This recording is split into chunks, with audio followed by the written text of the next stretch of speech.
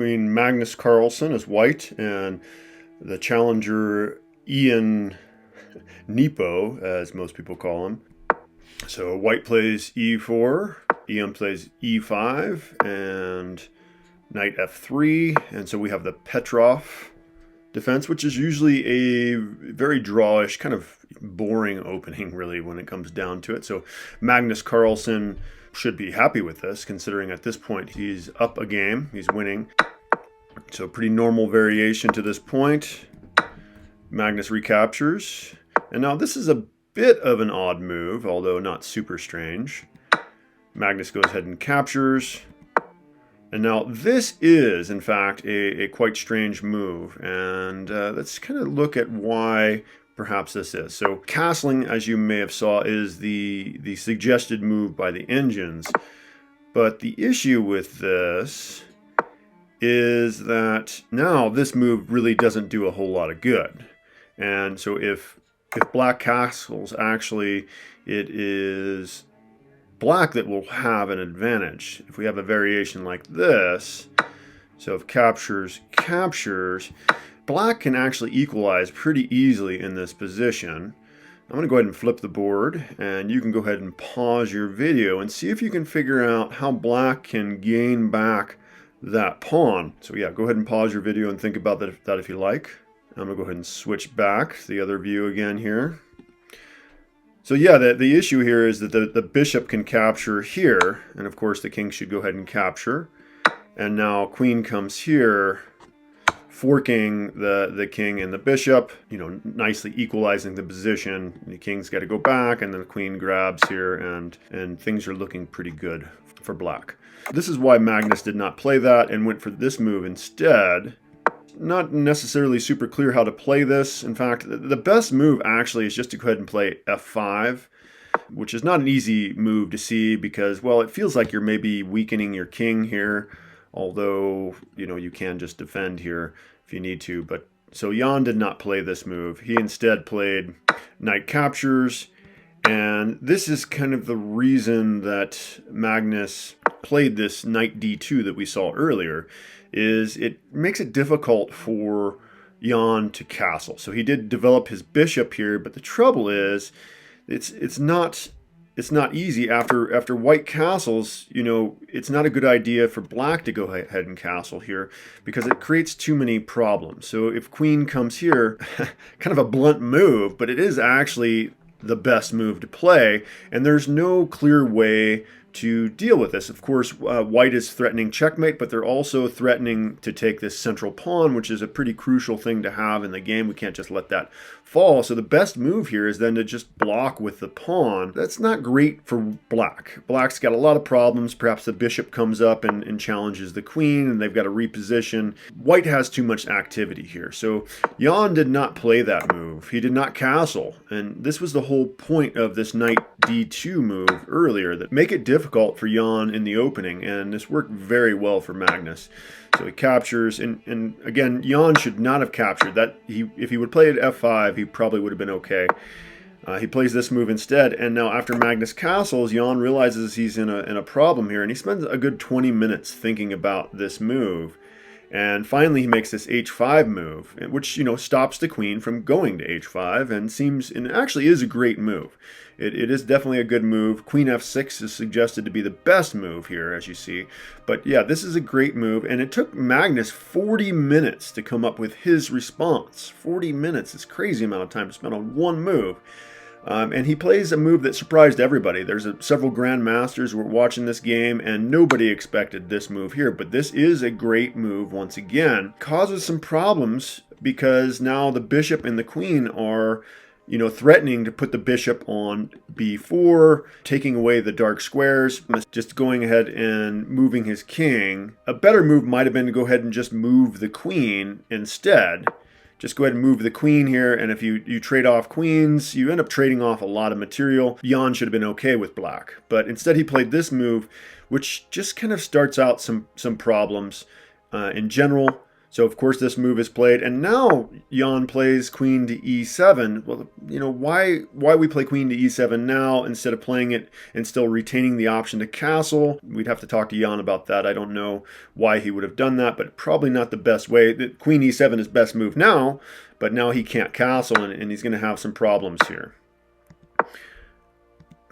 Jan appears to take over the file, but it's challenged by Magnus. Jan wants to lift his rook here, so he plays rook h6, maybe hoping to double his rooks on e6, but Magnus plays this move here, and now he can't play rook e6 because after the trades, the h-pawn drops, and this is a big problem, leaving open possibilities of queen dropping down here. This is not safe. So the fact that the queen is attacking this pawn and this pawn is attacked, maybe Jan would like to try to trade queens or something like that, but he can't right now because this pawn is under attack.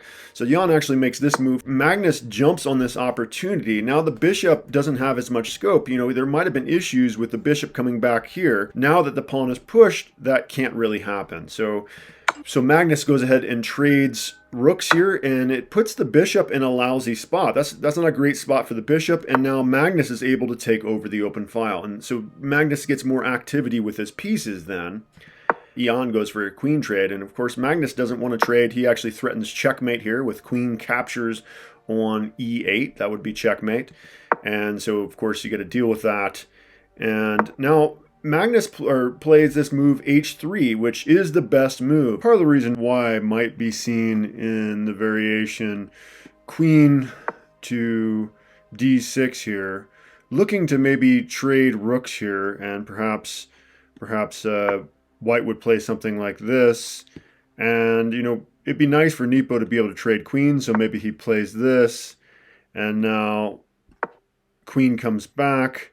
And if he tries to trade queens again, we can actually play the move e5. And now that we have played this h3 move, this move, rook e6, this doesn't really work. White can just go ahead and capture the pawn here. This is really dangerous. They do have this checking move, but because we've created this Luft here by playing h3, or Magnus has created this Luft, he can go ahead and step aside, and he's not forced to, deactivate his bishop and make his bishop just a passive piece pinned to the king, and everything's looking pretty darn good for white. And this is all because of that h3 move that looked like kind of a quiet move. You expect something more dynamic, but yeah, this h3 move, actually the best move in the position. h4 is an okay move here. There's nothing wrong with that move. And Magnus plays c5, one of the better moves in the position. Good, definitely a good move. And it's actually this move here where Nepo loses his mind and just forgets that he's in a world championship and neglects to consider the options that could be played against what should have just been a candidate move. He was thinking about playing this move b5. He should not have played that move. She should have asked himself, well, what kind of checks, what kind of captures, what kind of nastiness could happen to me if I play this move b5? Think about those checks and captures.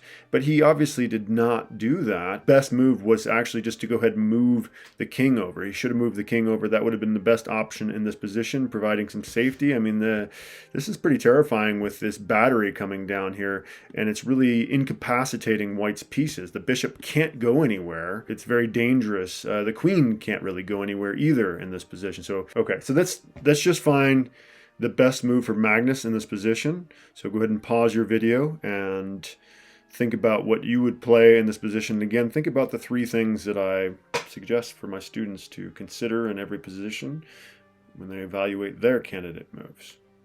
So, yeah, Magnus plays queen to a3 check, forking just a pawn. But there's so many problems here. There's so many problems. It has to do with the king safety. If the king would have just stepped over previously, we would have been in much better shape. So if we back up, the bishop can't move, or we have queen here checkmate. And also the queen can't move. Black's queen can't move. So if they, let's say they, for whatever reason, they move their queen here, pinning the pawn, this is actually a huge blunder, because queen here check, and it still is not going to work out. Queen can capture this bishop, and it's just a really rough situation. Black's pieces are just, they're forced to be passive. They can't do anything because they have to watch after their king. So the simple best move in this position should have been just to, worry about king safety. And unfortunately, Nepo plays the move that we see as a blunder here. Now he plays the move he should have played in the first place. And so the pawn falls. Can't just take the bishop. If pawn takes here, this is a big mess for white. White's got these passed pawns here. Meanwhile, these pawns are just very, very weak. This should be a pretty fun game for Magnus. So we can't capture the bishop here. Black can't capture the bishop here. He needs to find some sort of fighting chances here. There's a desperado maneuver it really should be thrown in here as the correct move. It's hard to find the best move here, but the best move is actually to go ahead and capture this pawn here. Too dangerous to go ahead and capture this bishop for white. If captures, well then captures. Black is a little better now. White's king is just kind of a little bit more open, quite a bit more open, and black's king in comparison is much safer. Yeah, black is probably winning the game at this point. After bishop captures, white does have a pretty incredible variation that they can do here. They can actually sacrifice the queen here, and after queen captures, then they can actually play rook here first. Got to consider all your checks, of course. Forcing the king away and grabbing the queen. And after something like bishop b5, black has fighting chances here. White is up a pawn, but a lot of times a pawn is not enough to win for grandmasters. These guys are pretty good at getting draws. So yeah, this would have been something that black could have maybe done to equalize the game after blundering the pawn. Anyway, so he picks up this pawn here, and unfortunately, Nepo doesn't really, he doesn't put up a fight here. This is just too passive. He didn't find the best move as likely Magnus would have done in this position if he had blundered. And this move is just passive, just kind of sitting in the position. It gives Magnus a chance to gain the pawn, and then he's also got just better position here. There's so many threats. This pawn here is already under attack. There's like an X-ray of that pawn, so the bishop can't go anywhere. And then the queen is defending a bishop that can't go anywhere. So really a tough position. This is the best move suggested by engines here. Nepo goes for the bishop trade here. It's really hard to play from this position. Let's just say that black plays some sort of waiting move here. If they play something like this here, actually this rook could just go ahead and capture here. And after queen here, we'll go ahead and pause videos. What should white play to go ahead and equalize? What was the point of capturing that pawn? We gave up a rook for a pawn. How to regain that? So there's a tactic here. White to play. Go ahead and pause your videos. Yeah, so we can just go here with check, forking the rook and the king.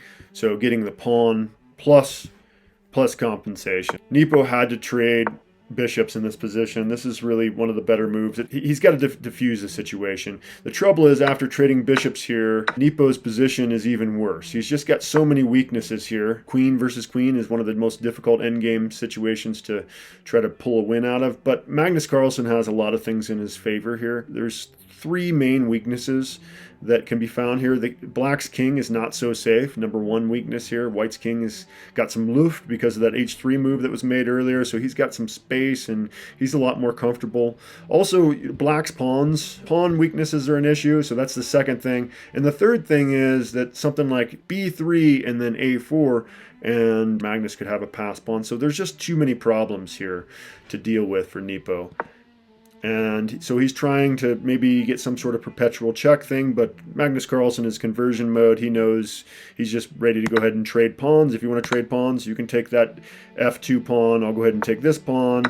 And now he's going to pick up this pawn with check, so he gets two pawns there for one. The only real concern here is if Nepo could get, this checking move in, driving the king back to say here or here, then it would be nice for Nepo if he could then play queen e1 check and just kind of go back and forth, creating a situation of threefold repetition. But obviously that can't happen as Magnus is keeping an eye on this e1 square for now. So Magnus just kind of continues to trade some pawns off. You know, like, okay, you want to get rid of those pawns? We'll trade some pawns. That's fine. In this position, trades work just fine for Magnus, and he just slowly kind of positions himself to where he can guard all the problems. So he's keeping an eye on E1. He's keeping an eye on his pawns, and eventually he gets himself in a position where he can just kind of guard everything. There's no threat of the perpetual check, and he can kind of advance his pawns up the board. Now, Magnus captures here. Let's imagine that instead Magnus Carlsen is kind of like I am. I'm really concerned about my pawn structure to the point where maybe I might make this terrible mistake. And let's think, I'm going to go ahead and flip the board. What should black play? So think about the next couple moves that black should play here. Okay. So yeah, the way that we would play this is that perpetual check thing. So grandmasters are really good at this. So the king would go here. You could go to e5. And then, the queen could sacrifice herself or something, but that's unlikely. He'll probably move, here, and then we can just come right back down again. Basically a draw at this point. This is going to end up being a draw by eventually forcing some sort of perpetual more than likely. So yeah, so Magnus wants to watch out for that. Go ahead and flip the board back and back up. This game is basically over. Magnus does not play that move. Magnus does not capture that way. He captures with the pawn, and then he just kind of shores up his position, and Nepo resigns the game. So Magnus has won 2 of the last 3 games. After 5 draws on game 1 through 5, Magnus wins game 6. They a short draw on game 7 after a grueling game 6 match, longest game in chess history. And then Magnus comes right back at it and wins. All right, well, that's it. That's the end of game 8 then. Thank you for watching. I will be making videos on all of the World Chess Championship games, so stay tuned for that. Please like and subscribe if you're interested in learning more about chess and reviewing some of these great games together. All right, thank you.